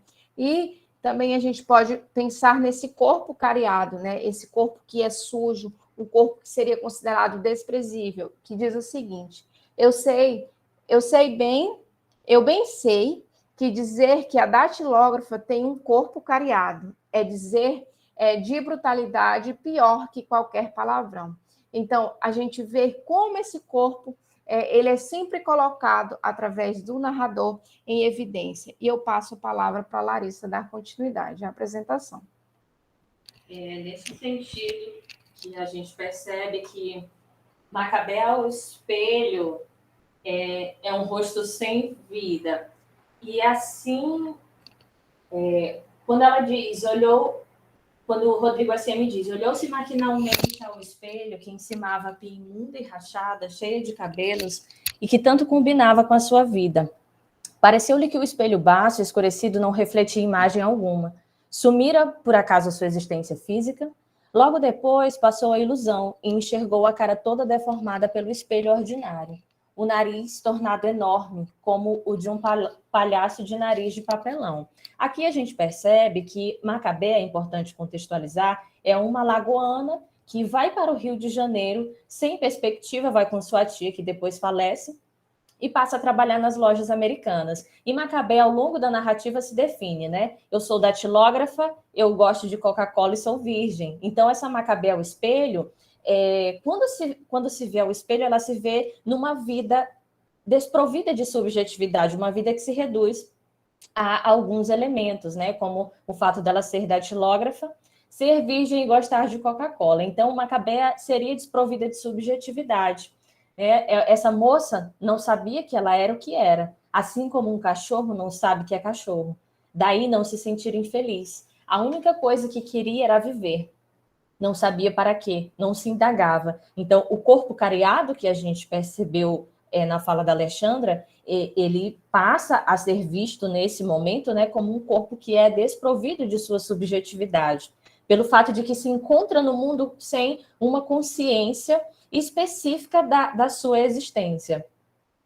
Então, o desejo sentido por Macabé se refere ao momento que ela conhece o Olímpico de Jesus. Ela e Olímpico são esses dois bichos nordestinos que se reconhecem, conforme diz Rodrigo S.M. As palavras de Rodrigo S.M. são o seguinte: ela sabia o que era o desejo, embora não soubesse que sabia. Era assim: ficava faminta, mas não de comida. Era um gosto meio doloroso que subia do baixo ventre e arrepiava o bico dos seios e os braços vazios sem abraço. Tornava-se toda dramática e viver doía. Então, apenas em alguns momentos, Macabé sentia-se como se estivesse vivendo em si mesma, né? E é no momento que ela sente esse desejo por Olímpico de Jesus que ela consegue ter um pouco de consciência do seu próprio corpo. Mas ela e Olímpico eram alguém no mundo, metalúrgico e datilógrafa, formavam um casal de classe. Então é interessante perceber que quando Elódia Xavier comenta, né, que a existência dessas macabéas se refere a um sistema social injusto, nós estamos vendo aqui, no momento dessa definição do metalúrgico e da datilógrafa, questões de classe nesse contexto do Brasil. A única vez que Macabé, nesse quase namoro dela com o Olímpico de Jesus, fala de si, é o trecho que diz o seguinte: não tenho nenhuma, acho que não preciso vencer na vida. Ele pergunta se ela tem alguma ambição, e ela diz que não, ela apenas existe. E é muito interessante perceber isso, porque é o momento que a narrativa mostra, né, a narrativa de Clarice Lispector mostra para a gente que esse corpo é desprovido de sua subjetividade. Pode passar, por favor. 3 minutos. Ok. Então, aqui a gente vê como o Olímpico vê Macabea e como o Olímpico vê Glória. Enquanto Macabea é esse corpo que a cara mostra, a cara de quem comeu e não gostou, Glória é uma mulher farta, né? Uma mulher bem alimentada, e é o que faz o Olímpico largar Macabea por Glória. Pode passar, por favor. Então, após o término com o Olímpico, apenas Glória é esse elo com o mundo para Macabea. Então, para Macabea, Glória, que é a sua amiga de trabalho, era um estardalhaço de existir. E aí a gente percebe que essa relação do corpo, né, ela é significada a partir do momento que Macabea pensa que Glória tem uma presença melhor pelo fato de ser gorda. Pode passar, por favor.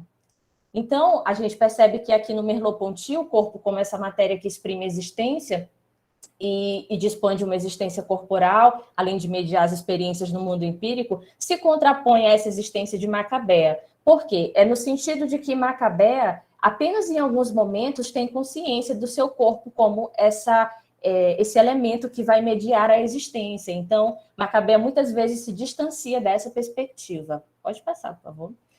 E aí a gente percebe que Glória se constitui, né, como eu já havia falado, como esse elo de Macabea com o mundo, e os elos de Macabea, né, se consistiam em Glória, Raimundo e Olímpico, e as moças com quem ela repartiu o quarto quando trabalhava nas lojas americanas. Pode passar, por favor.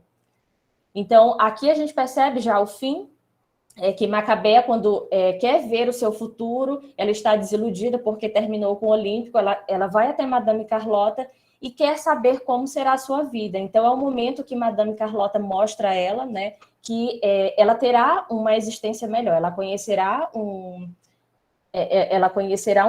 homem que vai mudar sua vida. Pode passar, por favor. Então, ela passa até mesmo... Ela sai da casa de Madame Carlota grávida de futuro. Até para atravessar a rua, ela já era outra pessoa. Mas é o momento que ela é atropelada. Então, ela tem... É o momento em que ela, de fato, passa a existir, porque ela nasce para esse abraço da morte. E a morte, que é considerada por Rodrigo S.M. como esse personagem predileto. Então, ela considera ali deitada na rua que aquele era o primeiro dia da sua vida, é o momento em que ela nasce. Pode passar, por favor. E a gente finaliza nesse sentido, a gente finaliza esse trabalho considerando que a perspectiva do corpo de Macabea mostra um corpo que se distancia de sua subjetividade, mas ao mesmo tempo passeia por ela a partir do momento que toma consciência de que é necessário relacionamento com as outras personagens e com alguns acontecimentos de sua própria vida. Essas são nossas referências. Muito obrigada. Obrigado, meninas. Macabea sempre assim, sempre carrega um mix de interpretações, né? Mas Macabea consegue, né, nesse mix de interpretações, carregar essa liberdade ao passo que morre, né? A liberdade desse corpo sofrido, né, dessas desigualdades todas, ele só se liberta no momento em que ela morre. Isso é interessante a maneira como vocês costuraram o final. Eu penso sempre aquilo que se atrela ao corpo feminino, né, como uma razão, que é uma razão, não deixa de ser uma razão subalterna, né? Amor, que corpo é esse? Qual é o meu corpo? Como esse corpo ele é visto, ele é interpretado, como esse corpo ele produz significados no imaginário, como o corpo de Macabea, né? Principalmente aí, pensando no início da narrativa, como uma menina ingênua, uma nordestina que passa, ao passo que você vai lendo, né, A Hora da Estrela, você vai, né, participando ali, você vai caminhando junto com Macabea e percebendo, né, como esse imaginário, né, como a própria personagem ela é construída, né, dentro de uma perspectiva mesmo do sofrimento, mas dentro de uma perspectiva, né, que pensa o corpo como um receptor das marcas de um sistema injusto e opressor. né? Então, Macabé é como se fosse um corpo que nasceu, que foi projetado, né, dentro da perspectiva literária, dentro da própria dimensão ficcional, para ser massacrado, né, por um sistema opressor, machista, sexista, né, enfim, né, todas as dimensões de opressões possíveis. Então, Macabé é sempre esse rosto sem vida, né, a ingenuidade, né, tal como vocês apresentaram. A ingenuidade é uma característica marcante da Macabéa, que justamente mostra, né, como esse corpo ele devia exprimir a existência, né, mas como ele também serve para medir o vazio. Esse corpo ele ocupa o vazio, né? Então a própria perspectiva é interessante pensar, né, o lugar do narrador. É interessante pensar também como o narrador ele é pensado pelo Walter Benjamin, né? Então, como o narrador é importante na narrativa, ao passo que trabalha mesmo nesses intercâmbios de experiências, né? Ao passo em que em algumas passagens esses lugares eles se confundem, né? Então, assim, todos nós somos ou em algum momento fomos Macabés da vida, né? Então, assim, trazendo mesmo para uma prática, né? Vamos construir aqui um significado prático, né? Como muitos macabés vivem, né? Esses espaços subalternos, né? Principalmente pensando no feminino, né? E tudo aquilo que é atrelado, desde a produção de sentidos, né? Desde as referências, né? E aí, claro, o ideal, né? Por que esse corpo gordo em detrimento do corpo magro e frágil, né? Ele vai moldando os mecanismos pelos quais as personagens elas vão sendo interpretadas e reinterpretadas, né? Porque se vocês perceberem como a Hora da Estrela foi interpretada, por exemplo, 2 décadas atrás, né? Assim, bem no início das discussões de gênero, né? E você pensar hoje como é um texto que corporifica essas teorias, você vai ver um avanço também que nós tivemos enquanto academia, né? Enquanto estudiosos, enquanto críticos, aí para pensar mesmo como essa obra literária é tão importante que atravessou e serve, né? E se torna sempre inédita para trabalhar muitas questões.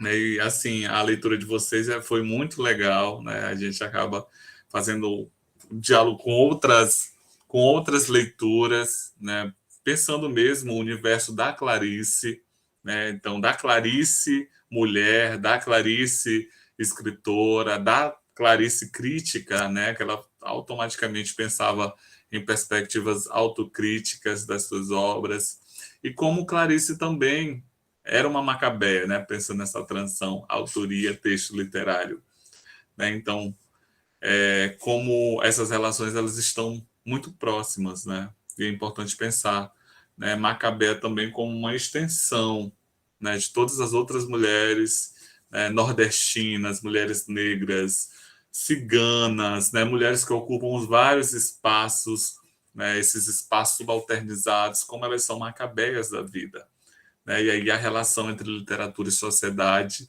como modos, né, de pensar mesmo a humanização, né? E pensando aí, claro, as nossas várias intersecções. Gente, agora, né, vamos propor um diálogo rapidinho. Nós temos 12 minutinhos aí para fechar com chave de ouro o nosso simpósio. Fiquem à vontade. Já falei demais, agora eu vou deixar, né, vou jogar aí para vocês, tá? Vamos pensar os trabalhos, os diálogos, os autores, se quiserem falar mais alguma coisa, comentar os trabalhos dos colegas, professora Sheila, Estefânia e os demais. Fiquem à vontade. Eu vou começar, então. Vou falar rapidinho, porque eu penso sempre pela canção, gente, não tem jeito. As referências literárias me levam a alguma canção. Então, brevemente aqui no Torturado, na apresentação da Carolina e da Ludmilla, né, essa questão dos elementos da natureza, e do feminino ser o conforto, né? Enquanto parece que o oposto, o gênero oposto, o masculino, traz o desconforto. Acho que tirando só o pai, né? Que não era essa figura masculina numa visão negativa, mas enfim. O que veio para mim a música Pato Preto, fica essa dica aí, do Tom Jobim, que é lindíssima, né? E tem uma relação forte com o Nordeste também, e tem um refrão que fala: a minha vida é só tristeza, desespero é solidão. Se eu soubesse que era assim, eu juro que eu não casava, não. Então é muito linda, assim, tem momentos da canção que é a visão masculina e tem momentos que é a visão feminina, né, do Nordeste, dessa vida que tem que migrar, enfim. Eu lembrei dessa canção, da Yasmin, né, falando do cabra macho. Eu lembrei que tem uma canção, acho que é do Luiz Gonzaga mesmo, né, que é Paraíba masculina, mulher macho, sim senhor.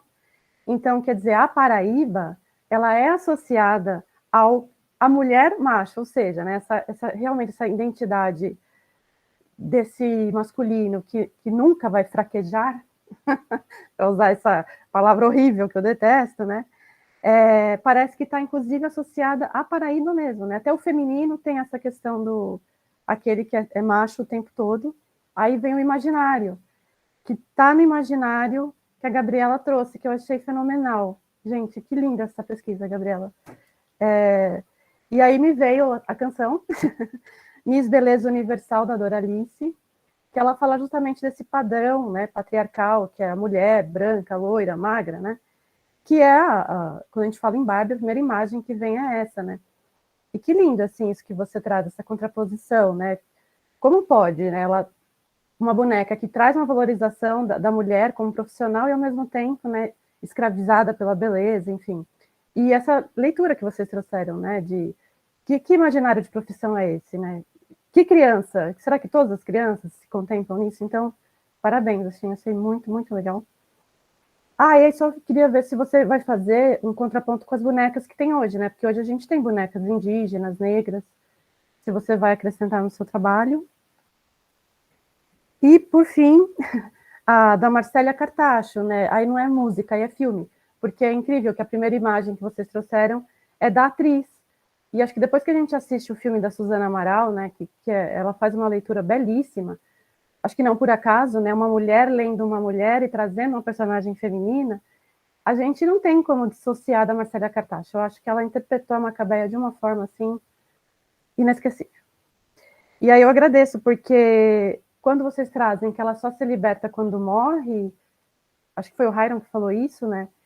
Nossa, é a Bertoleza, é uma das quitandeiras que eu estudo, então ela só se liberta quando morre, embora seja diferente da morte da Macabeia, é uma escolha da Bertoleza, né? Nossa, vou levar isso aqui, vou... Obrigada, então, pelas trocas aí, tudo, e parabéns a todos. Obrigado, Stefânia. No caso, toda. Sheila, fica à vontade.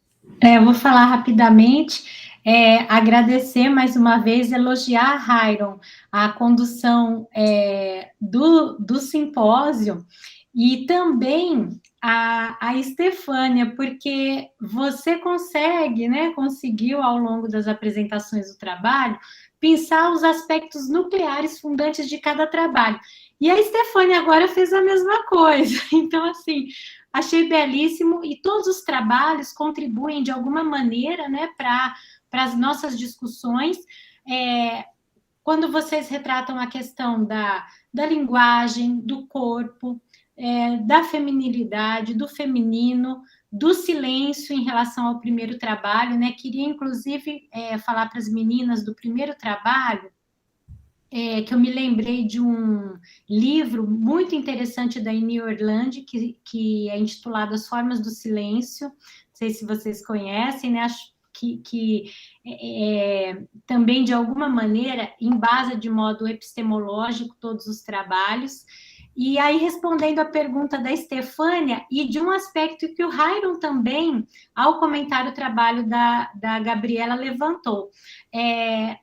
A Gabriela não falou sobre as Barbies diversidade, porque aí aproveito o convite, faz parte de um outro trabalho, né, um subprojeto, que eu também estou orientando, o autor deste outro subprojeto é o Hugo, vai ser apresentado no período da tarde, esse outro trabalho, né?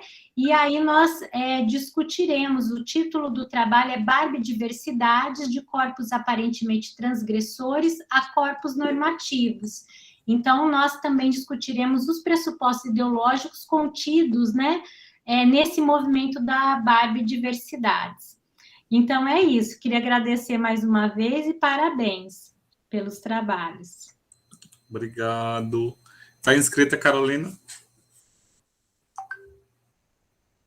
Eu queria agradecer, né, dizer que foi um momento muito interessante para mim, e dizer que eu e Ludmila, na verdade, no começo não nos apresentamos, né? A gente começou falando já um pouco em cima da hora aqui, e nós somos professoras do Colégio Universitário, certo? E da Escola de Aplicação, também dou aula no curso de graduação da Alias Afro, né, dos africanos, tenho mestrado em Ciências Sociais, a Ludmila tem doutorado em Literatura, e eu queria agradecer as contribuições do Rairon com relação a essa leitura da decolonialidade, e dizer que da minha proposta de tese de doutorado, eu estou trabalhando a literatura, o torturado, né, e as alegrias da maternidade, da Boucher Mecheta, nessa perspectiva da literatura como um objeto decolonial, né?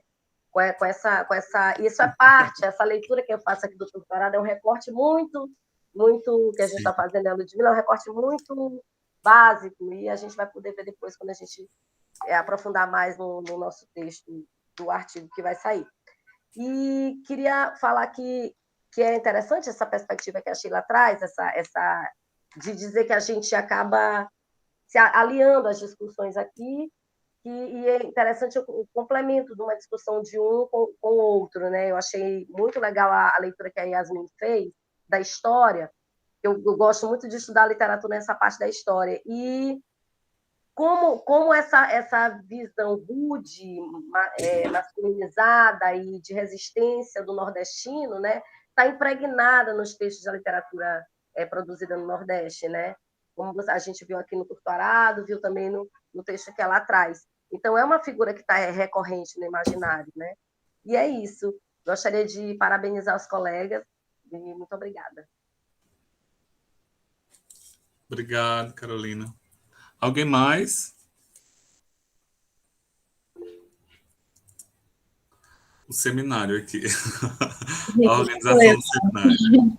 Sou eu, Anne. Primeiro quero pedir desculpa, gente. Teve uma hora que minha conexão falhou, acabei caindo, não sei como ficou. Inclusive, eu gostaria de saber se o Raimundo realmente não apresentou. Não, Raimundo não apareceu. Certo, só para organizar melhor. E eu quero parabenizar a todos pelas apresentações. Realmente foi um conteúdo bem relevante, né, para nossas aprendizagens. E são essas minhas palavras. Parabéns para todo mundo.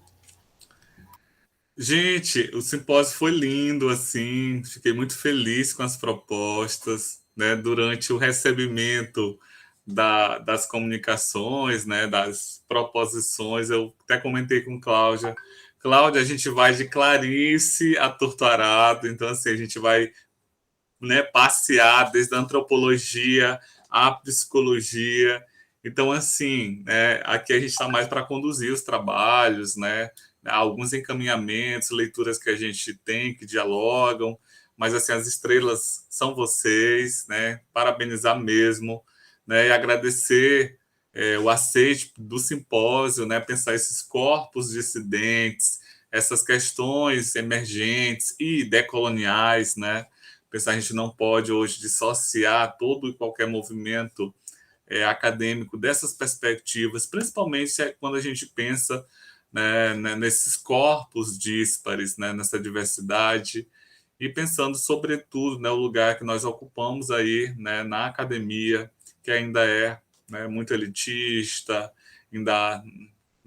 ainda nós temos muitos embates. É interessante contar com vocês, com as pesquisas, com os movimentos individuais e coletivos, com as nossas pautas, a importância da gente ter um coletivo organizado para pensar as várias possibilidades, né, que tanto a literatura, quanto a música, quanto outras estruturas, né, possam contribuir com as nossas discussões. Eu e Cláudia, que não pôde estar aqui nesse primeiro momento, mas à tarde ela vai estar. A gente agradece mesmo vocês. E a gente espera, né, os trabalhos completos para que a gente possa, né, inclusive, divulgar, né, com os nossos pares, né? E, inclusive, queria convidar quem quiser participar do nosso grupo de pesquisa, Literatura, Alteridade, Decolonialidade, né, vinculado à UFMA. A gente trabalha numa perspectiva decolonial, trabalhando com autores e autoras, né, latino-americanos, especificamente do Brasil, para pensar em novas epistemologias e críticas. E aí fica o convite, tá? Para vocês. E se quiserem participar do segundo momento do Simpósio à tarde, sintam-se convidados e convidadas. Tchau, tchau, pessoal. Rairo, só uma pergunta. Como que a gente faz para entrar em contato com o grupo de pesquisa? Com o grupo de pesquisa, aí eu vou pegar o teu e-mail lá no formuláriozinho e eu te mando com o link, Obrigada. tá bom? Gente, bom dia, boa tarde já. Tchau, tchau, pessoal. Tchau. Tchau, obrigada a todos.